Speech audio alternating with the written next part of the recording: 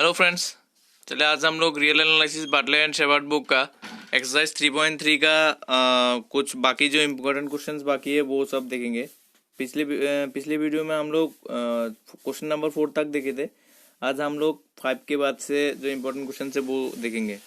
चलिए 5 number question क्या कहता है, let x1 equal to root P where p greater than 0 and yn+1 equal to root P plus yn for n belongs to n so that yn converges and find the limit। कि इसमें एक y1 दे दिया है और yn+1 दे दिया है, तो yn जो सीक्वेंस है वो कन्वर्स कर रहा है शो करने को कहता है और उसके बाद लिमिट निकालने को कहता है। चलिए इसमें क्या दिया हुआ है, y1 इक्वल टू अगर रूट पी दिया हुआ है तो y2 equal to root over P plus y1, तो y1 की जगह में रूट पी तो root over P plus root over P. ठीक है, तो y2 square minus y1 square equal to y2 square करने से इसका स्क्वायर मतलब p प्लस इसका square p plus root over p minus y1 square, तो y1 स्क्वायर मतलब p, तो p कैंसिल हो गया रूट p, तो रूट p ग्रेटर देन 0, तो y2 square minus y1 square greater than 0 है। तो मतलब इसमें से हम क्या लिख सकते हैं, y2 square minus y1 square is greater than 0, तो y2 square is greater then y1 square which implies y2 is greater then y1। अभी देखिए हम इसको मैथमेटिकल इंडक्शन से प्रूव कर रहे हैं कि y2 is greater then yn+1 is greater then yn। ठीक है, अब ये पिछले वीडियो देख लेंगे तो ये सब मैथमेटिकल इंडक्शन कैसे यूज करते हैं ये सब प्रोसेस आपको बहुत अच्छे से समझ में आएगा। ठीक है, now assume yk is greater then yk-1। देखिए y2 is greater then y1, मतलब y1 के लिए मेरा हो गया है। अभी मैं yk के लिए देखूंगा, उसके बाद yk+1 के लिए देखूंगा। ठीक है, yk मैं एज्यूम कर लिया कि yk is greater then yk+1, फिर प्रूव करूंगा ये yk+1 is greater then yk। ठीक है, देखिए yk+1 minus yk square equal to yk+1 के जगह में yk+1 का वो स्क्वायर और उसके बाद yk की जगह में p प्लस yk-1। ठीक है, अभी देखिए p कैंसिल हो जाएगा तो yk माइनस yk माइनस इसमें से देखिए yk-1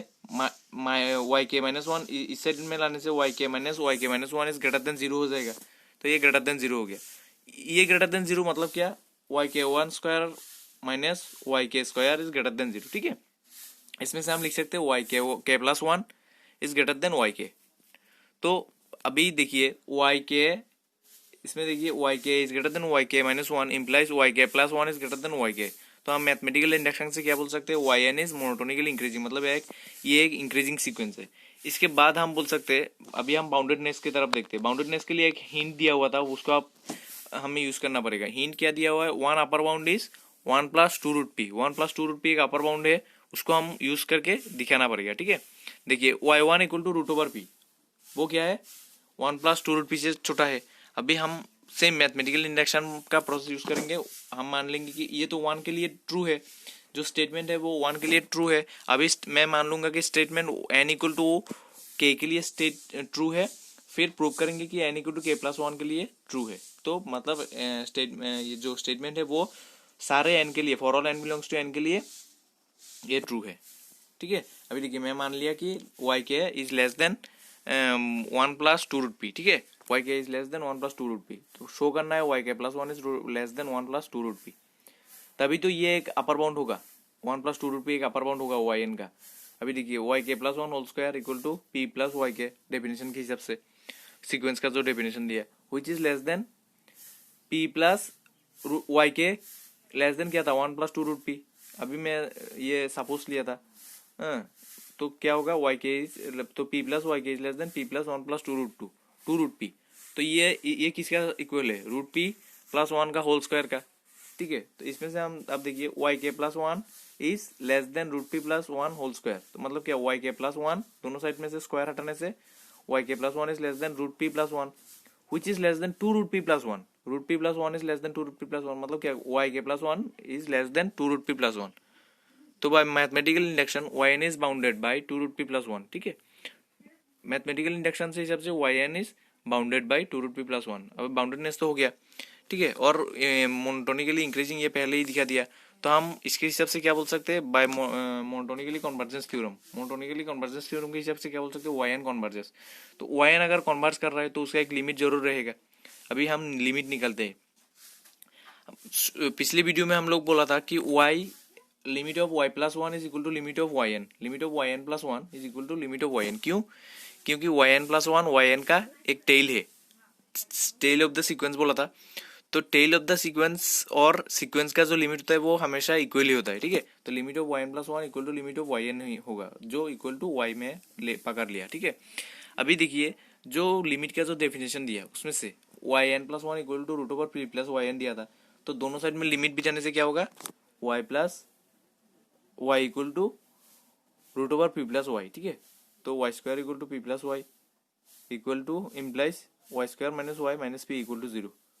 तो वाई का वैल्यू क्या आएगा, ये क्वाड्रेटिक इक्वेशन हो गया।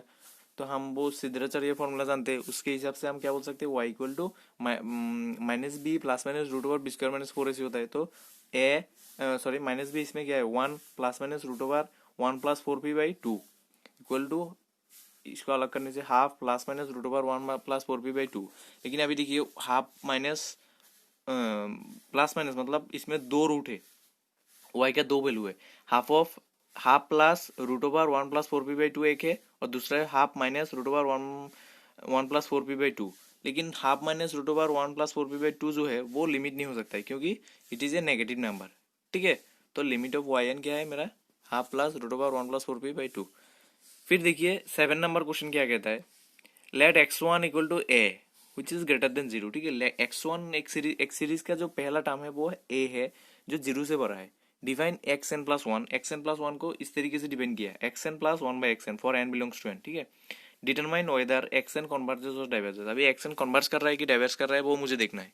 देखिए सीक्वेंस इज अनबाउंडेड, वो कैसे प्रूव किया मैं क्लेम किया कि सीक्वेंस इज अनबाउंडेड, अभी वो मुझे प्रूव करना है कैसे। अगर अनबाउंडेड हुआ तो उसको तो कन्वर्स होने का कोई ये नहीं होता है, कन्वर्स तो हो ही नहीं सकता है, वो हमेशा ही डाइवर्स होगा, ठीक है। X n plus one square, x n plus one square, तो एक्स एन प्लस वन का जगह पे उसका जो डेफिनेशन दिया वो लिख दूंगा, x n plus one by x n whole square, ठीक है। इसका भी a plus b whole square से अप्लाई करने से x N square plus two plus one by x N square which is greater than x N square plus two, ठीक है। अभी देखिए x n plus one whole square is greater than x N square plus two, तो x n इसी तरीके से अगर इसको भी अप्लाई किया, एन तो कुछ भी हो सकता है। अभी हम ये देखा कि x n plus one whole square is greater than x N square plus one, उसी जगह पर अगर हम ऐसे भी बोल सकते हैं x N square is greater than x N minus one whole square plus two, ठीक है। उसी तरीके से हम ये भी बोल सकते हैं x N minus one whole square is greater than x N minus two whole square plus two, ठीक है, ऐसे हम बोल सकते हैं। तो हर बार देखिए तो हम ये लिख सकते हैं x N square plus one is greater than x N square plus two which is greater than x N square plus four, क्योंकि X N is X N square, फिर से ये यही डेफिनेशन से x N square is greater than x N minus one whole square, क्योंकि एन के जगह पे अभी इसमें देखिए अगर मैं एन पे जगह पे ठीक है एन की जगह पे अगर मैं एन माइनस वन ले लिया तो एन प्लस वन क्या हो जाएगा, एन हो जाएगा, और एन माइनस वन तो मतलब क्या हो जाएगा, X N square is greater than x N minus one square plus two, तो दो टू मिलके फोर हो जाएगा, X N minus one whole square plus four, फिर X N minus two whole square plus six, ऐसे ऐसे चलते चलते X one square plus two N हो जाएगा, ठीक है। क्योंकि हर एक में दो दो करके बढ़ रहा है और एन टर्म से इसलिए टू एन, और x one square equal to क्या है, x one equal to a था, तो x one square equal to A square plus two n, ठीक है। तो x N square plus two is greater than a square plus two n, इसमें से हम लिख सकते हैं x N square plus two is greater than a square plus two n, ये टू को इस साइड में लाने से x N square equal to A square plus two N minus two, मतलब टू कॉमन लेने से two into N minus one, फिर X N is greater than root over A square plus two into N minus one. Since the sequence is not unbounded, देखिए x N is इससे बड़ा है, x N हमेशा कोई भी एक N उस एन के रेस्पेक्ट पे एक टर्म से बड़ा है, तो sequence is unbounded, thus it cannot be convergent, that is xn is divergent। तो अनबाउंडेड है तो वो कभी भी कन्वर्जन नहीं हो सकता है, इसलिए वो डाइवर्जेंट है। अभी देखिए 10 नंबर क्वेश्चन क्या कहता है, एस्टेब्लिश द कन्वर्जेंस और the divergence of the sequence yn, ये yn एक सीक्वेंस दिया हुआ है, इसका कन्वर्जेंस और डाइवर्जेंस, ये कन्वर्जेंस है या फिर डाइवर्जेंस है वो निकालने को कहता है, ठीक है। yn इक्वल टू क्या दिया हुआ है, yn equal to one by N plus one plus one by N plus two plus one by N plus three plus ऐसे ऐसे करके चलता रहेगा plus one by two n for n belongs to n, ठीक है। अभी देखिए y अगर yn इक्वल टू ये है, इसका ये जो सीक्वेंस दिया हुआ है ये कन्वर्जेंस है या फिर डाइवर्जेंस है वो मुझे देखना है, ठीक है। देखिए तो अगर yn इक्वल टू ये हुआ तो yn plus one equal to क्या होगा, n के जगह पे n प्लस वन हो जाएगा, एन की जगह पे एन प्लस वन लिखने से ये क्या होगा, n plus one plus one मतलब एन प्लस टू, ये हो जाएगा एन प्लस थ्री, फिर ये हो जाएगा टू इंटू एन की जगह पे n plus one, two into n plus one, ठीक है। तो Y N minus Y N plus one क्या होगा, ये है मेरा वाई एन, ये है मेरा वाई एन प्लस वन, दोनों का अगर मैं एक से ये वाई एन से अगर वाई एन प्लस वन को माइनस किया तो फिर क्या क्या जाएगा, देखिए एन प्लस टू से जो टर्म्स है वो इसमें भी कॉमन है, इसमें भी कॉमन है एन प्लस टू से, लेकिन इसमें कहा था कि वन प्लस टू एन तक, वन बाई टू एन तक, लेकिन इसमें one by two n plus one है, फिर one by two n plus two भी है। One by two into n plus one का मतलब क्या है, one by two n plus two, तो इसमें दो टर्म एक्स्ट्रा है। अभी देखिए इसमें क्या है, एक टर्म ये है, ये y N minus Y N plus one minus किया, माइनस करने के बाद इसमें से क्या रहेगा मेरा one by N plus one, और इसमें से क्या रहेगा वन बाई, इसमें से रहेगा one by two n plus one minus one by two n into n plus one, ठीक है, मतलब one by two n plus two. फिर देखिए ये दोनों टर्म को हम अगर माइनस किया तो क्या रहेगा, यही रहेगा one by N plus one minus one by two into n plus one करने से one by two into n plus one रहता है माइनस ये तो नॉर्मल सब्सट्रैक्शन आप डायरेक्ट कर सकते हैं।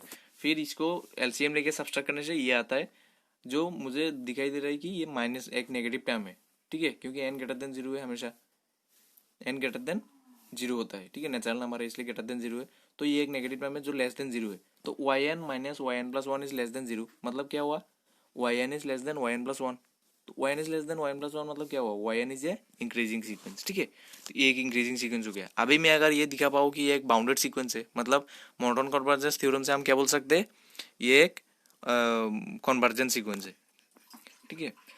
फिर देखिए y n equal to y N is increasing sequence, ये तो हो गया।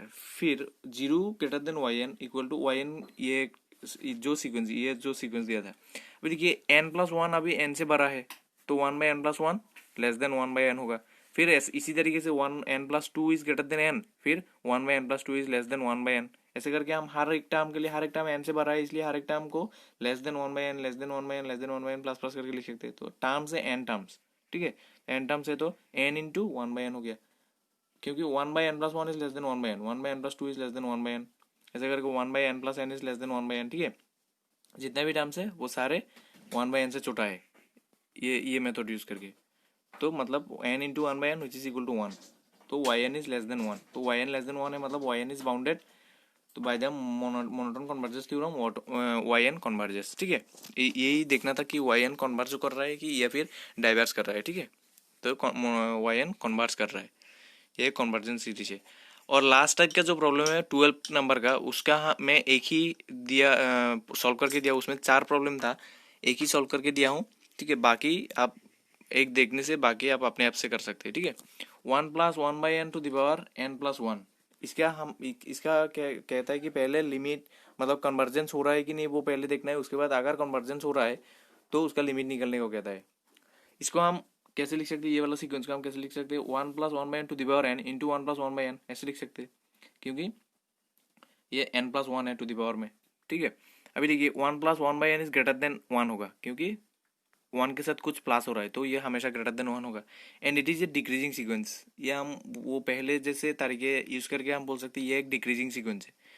तो by the molecular monotone convergence theorem one plus one by n is convergent, ये बाउंडेड भी है फिर डिक्रीजिंग सीक्वेंस भी है, तो ये कन्वर्जेंट, तो ये सिर्फ ये वाला जो सीक्वेंस है वो कन्वर्जेंट है, और ये वाला सीक्वेंस कन्वर्जेंट है वो मैं पिछले एक वीडियो में बोल दिया था, इसका लिमिट होता है ई, ठीक है, one plus one by N to the power N equal to E होता है, ये हमेशा कन्वर्जेंट होता है ये सीक्वेंस। तो मतलब क्या, ये सीक्वेंस भी कन्वर्जेंट हो गया, ये सीक्वेंस भी कन्वर्जेंट हो गया, तो दो कन्वर्जेंट सीक्वेंस का प्रोडक्ट हमेशा कन्वर्जेंट होता है, इसलिए ये भी पूरा सीक्वेंस कन्वर्जेंट है। और इसका लिमिट क्या होगा, लिमिट ऑफ ये into limit of this one, ठीक है, तो limit of one plus one by N to the power n into limit of one plus one by n, इसका लिमिट तो वन है, इसका लिमिट ई है, अभी मैंने बताया, तो e into one equal to e, ठीक है। तो इसी तरीके से आपको जो बाकी प्रॉब्लम है उनका पहले देखना है कि लिमिट एग्जिस्ट करता है कि नहीं, अगर एग्जिस्ट करता है तो आपको ये लिमिट फाइंड आउट करना है, ठीक है, बिल्कुल इसी तरीके से। चलिए आज के लिए इतना ही, थैंक